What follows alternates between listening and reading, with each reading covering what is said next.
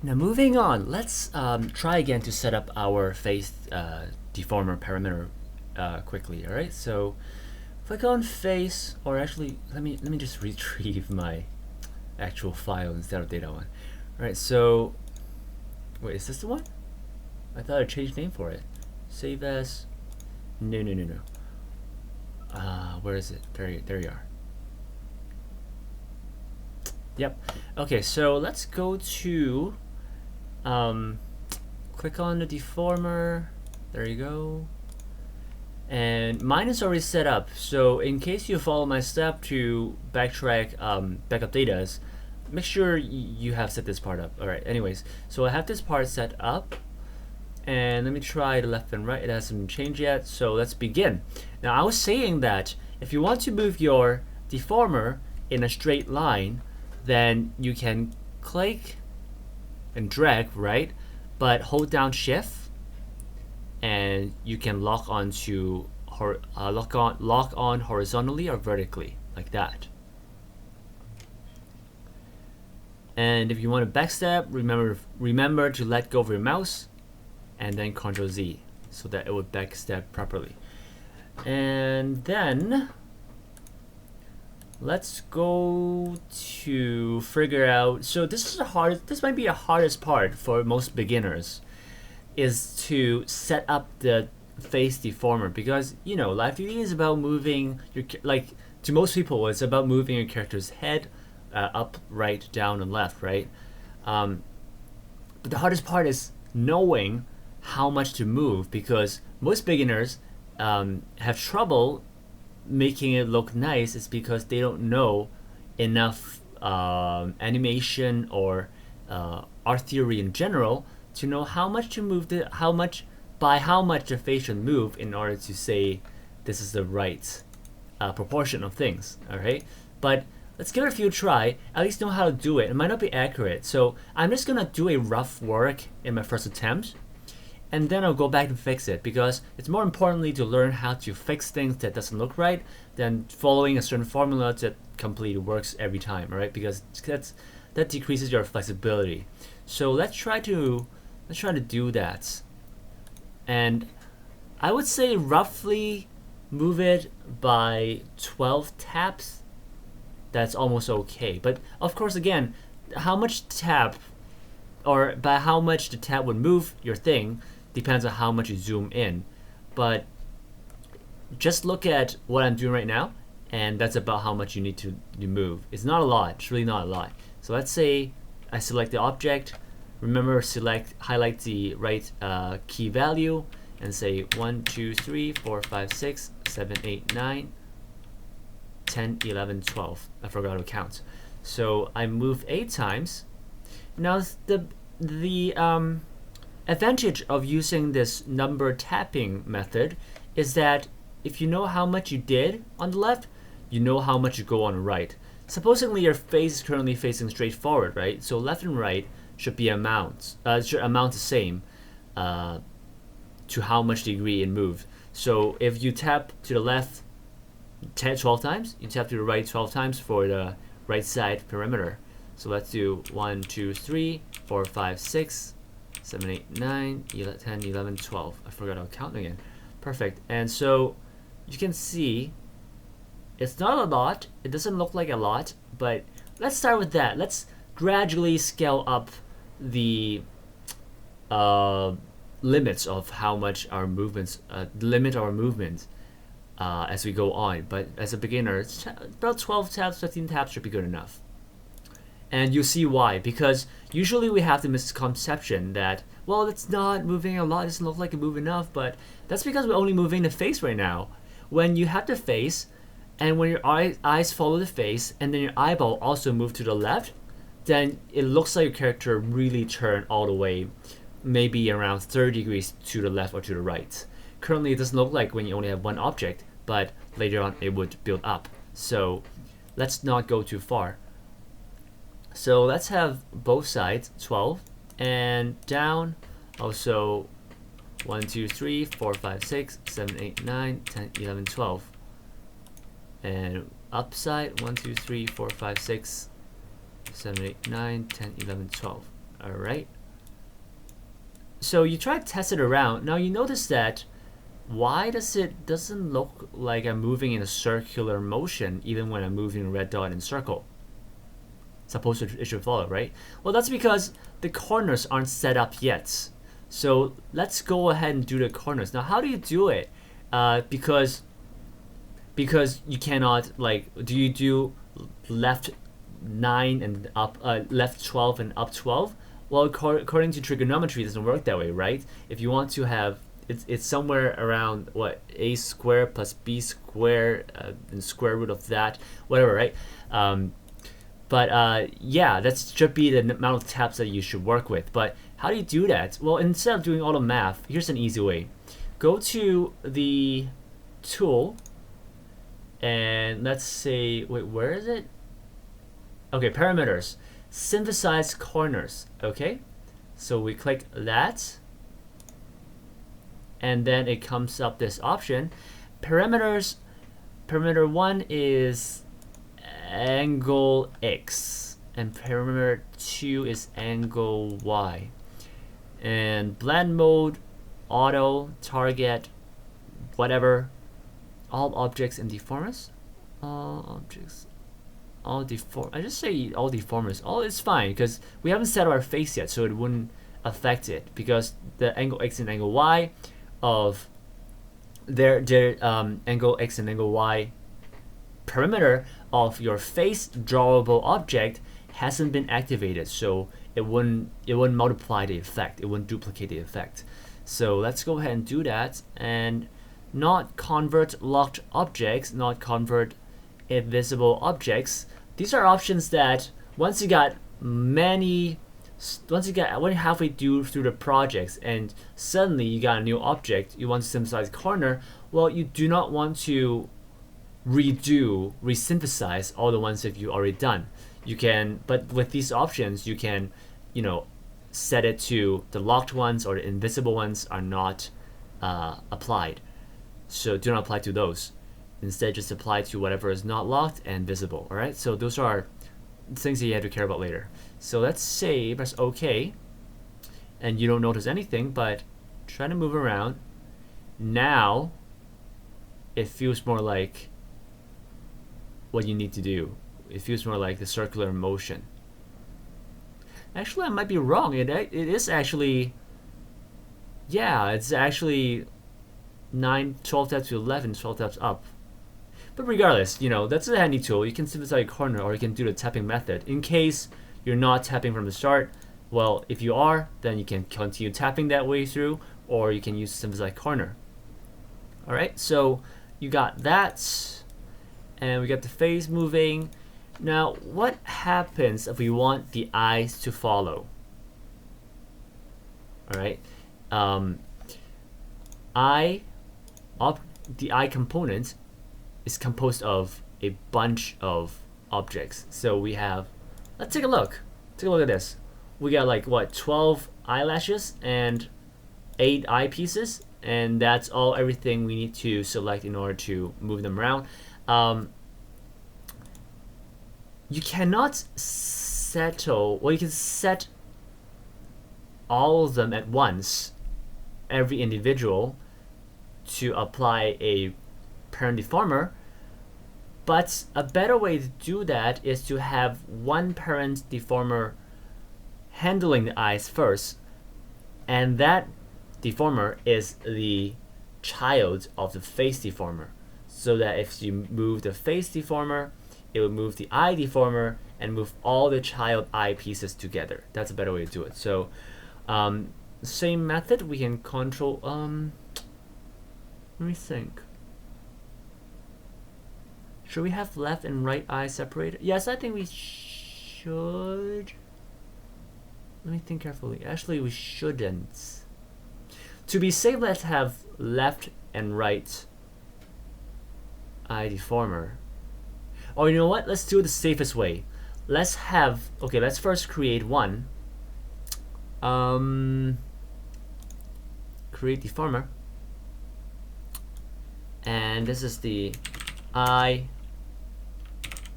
position on the face. the whole eye. And let's give it a little bit more. Let's call it main, okay? And we put it in this destination parts. And we can set as reference plane. We can select the face deformer first, but as I said, usually I create first before I assign things. So let's keep it reference plane and curved surface. 4x4, it's fine. And there you go. Okay, now we can have it surrounding the eyes like a pair of Cyclops high classes from X-Men. Alright, so and if you want to resize thing while keeping anchor in the center, as you click and drag, hold down Alt, and then you can anchor at the center while you resize thing, and that's a penny trick. I'm gonna tap it around to give a nice spot. Okay, and then we will have one for each eye. Yes. Yes. And let's have one for each eye. I will have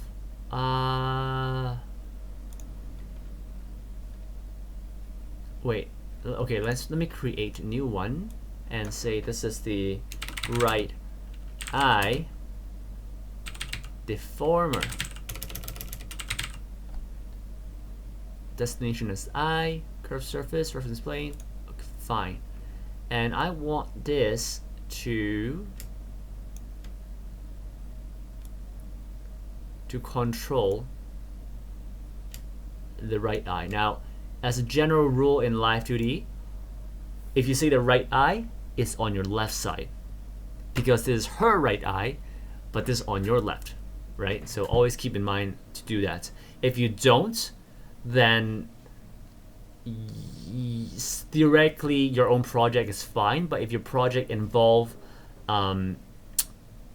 you know, motion or expressions or sample motions, where you throw in sample motions, and if the sample motion tells the eye to look at the left, or the left eye looks to the left, and it will move the right eye instead. So it is generally a bad practice to not follow this rule, which what I mean is you want to have, whenever you say right eye, it's the one on the left. Right arm, the one on the left. Okay? So let's have that. Select here. And let's have all the objects.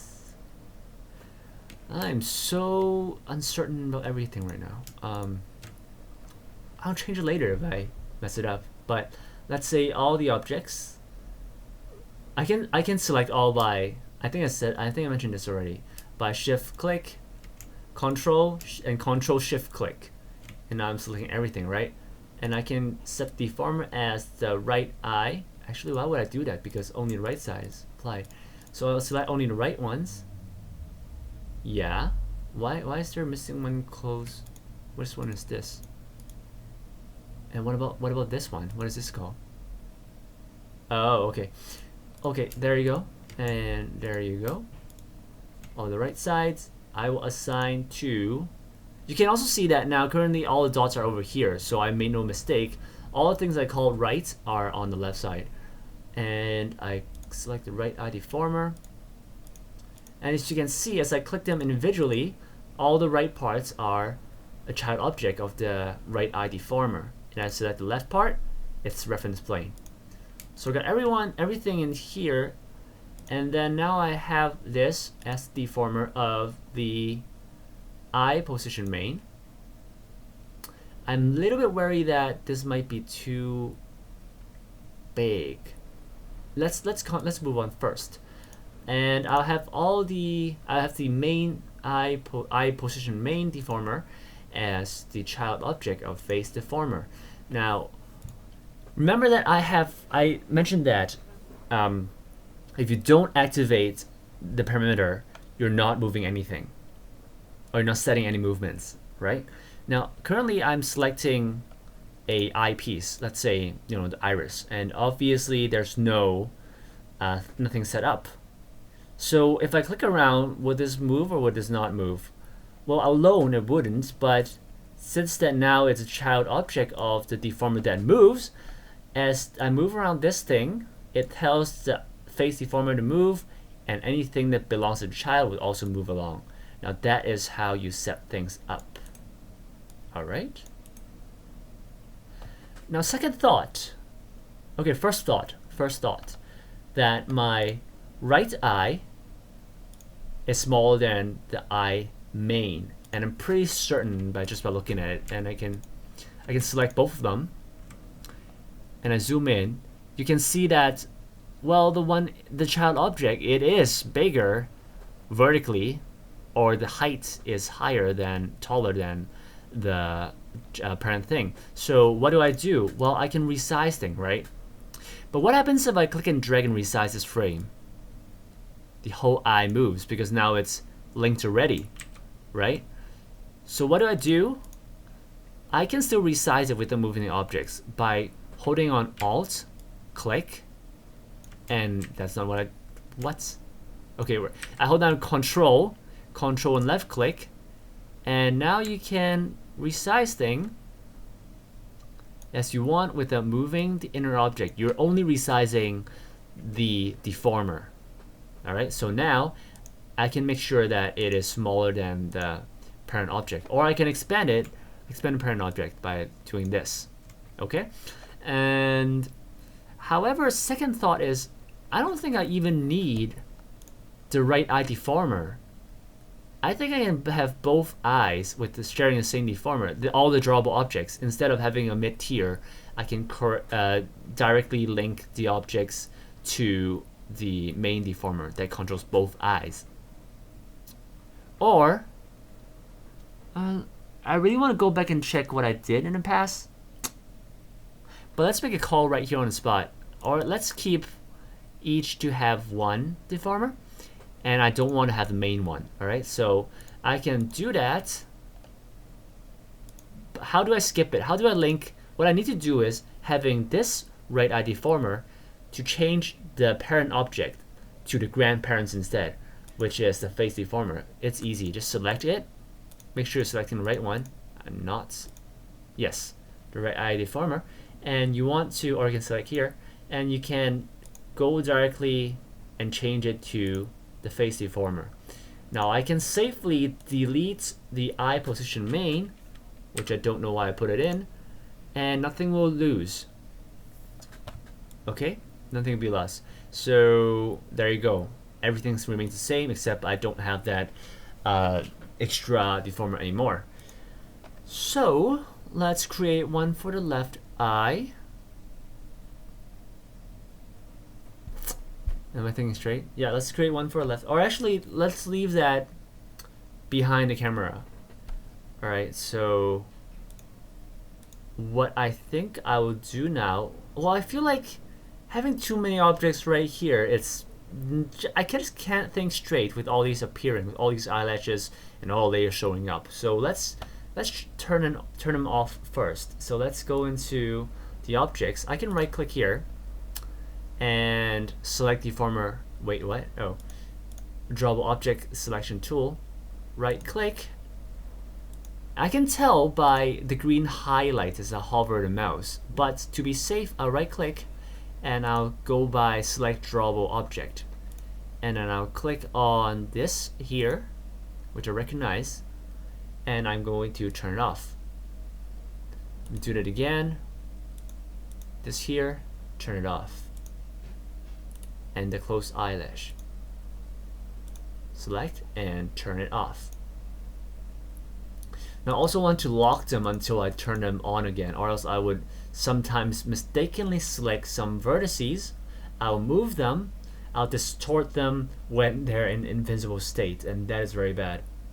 So so let's do that. Well, I don't think we can select an invisible one. We can select one when the opacity is 0, but not invisible. But anyhow, let's keep them locked. Let's keep everything locked except for the ones we work on.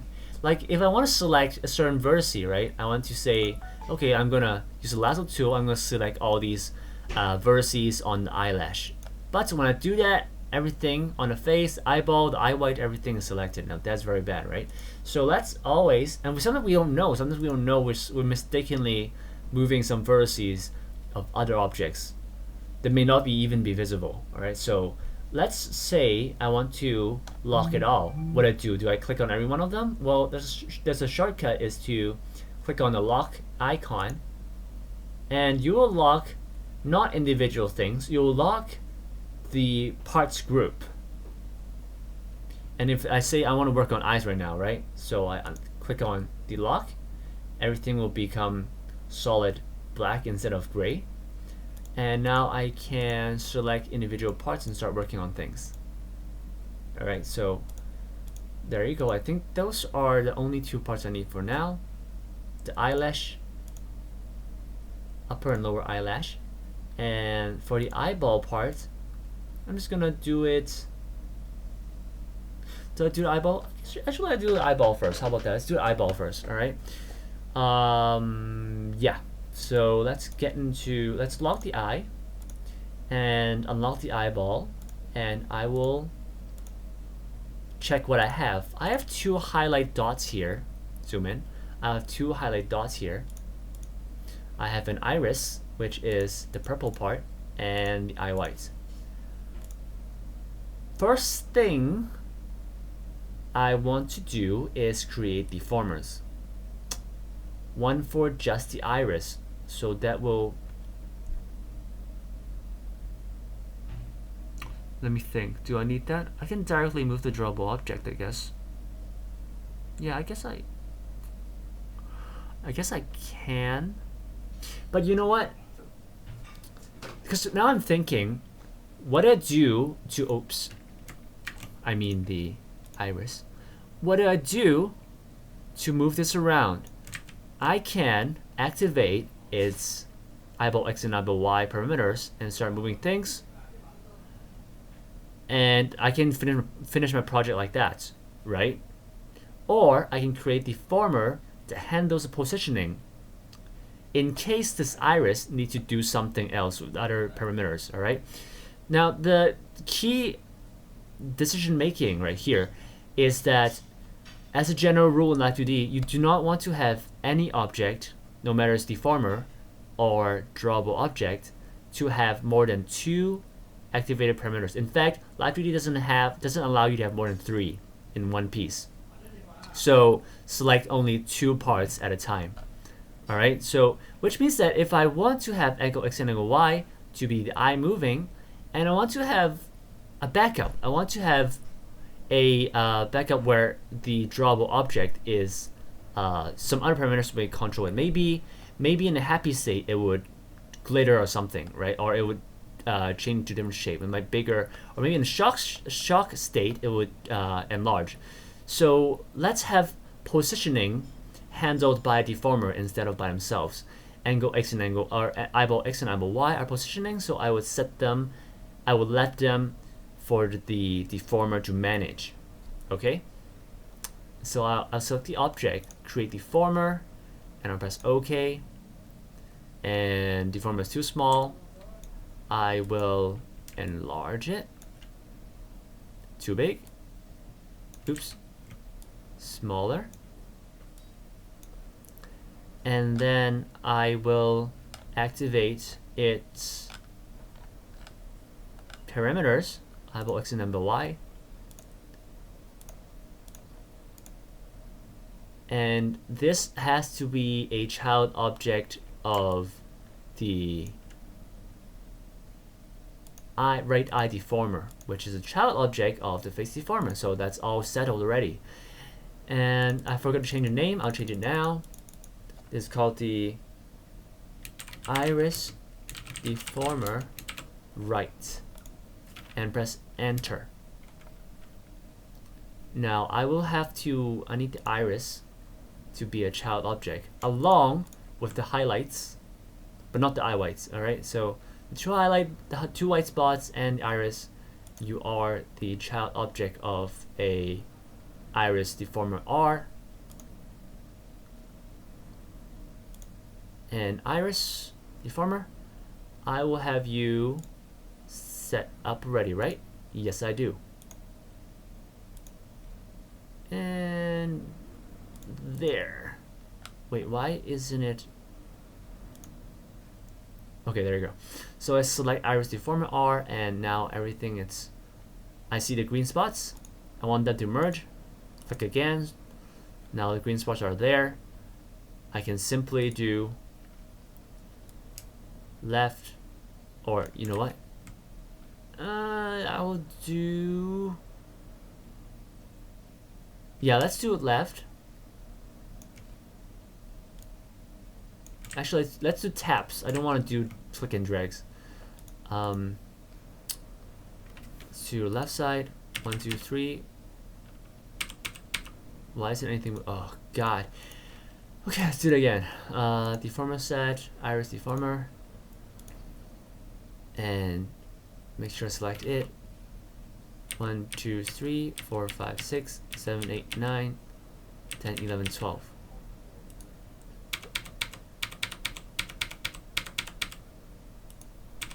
Oops.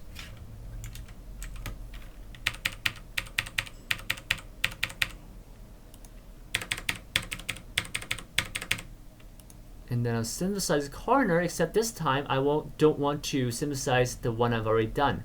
So I will go to parameters, synthesize corners, and do not convert locked objects. My eye deformer is locked, my face deformer is locked, everything else locked except for the eyeball, so this should hit it right. And except I need to select the right parameter, which is eyeball.